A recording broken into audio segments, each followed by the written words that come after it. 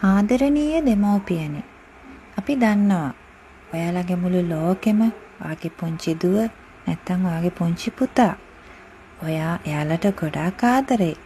හැබැයි සමහර වෙලාවට දරුවගේ අතින් වරදක් වුණාම අපේ හිතට තරහක් කේන්තියක් ඇවිල්ලා දරුවව නිවැරදි කරන්න පුළුවන්. එහෙම අවස්ථා තියෙනවා.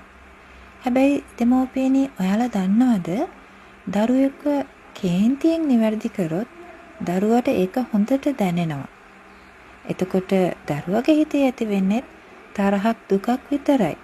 එයා කීකරු වෙන්න පෙළඹෙන්නේ නැහැ. ඉතින් දෙමව්පියනි, ඔයාලට පුළුවන් ද ආදරෙන් ඔයාගේ දුවව නැත්තම් පුතාව නිවැරදි කරන්න? කොහොමද ඒක කරන්න පුළුවන්? දරුවා වරදක් කරන වෙලාවට ඔයාගේ හිතට තරහක් එනවා නම් ඉස්සරලාම ඔයා චූටි වෙලාවක් ගන්න ඔයාවම සංසුන් කරගන්න. ඔයා සංසුන් වුණාට පස්සේ දරුවව ආදරෙන් ළඟට අරගෙන ආදරෙන් වැළඳගෙන එයාගේ වරද මොකක්ද කියලා ආදරෙන් එයාට කියලා දෙන්න. ආදරෙන් දරුවව නිවැරදි කරන්න. ඔයා ආදරේ කියලා දරුවට දැනුනම දරුවා හරිම කැමැත්තෙන් ඔයාට කීකරු වෙයි.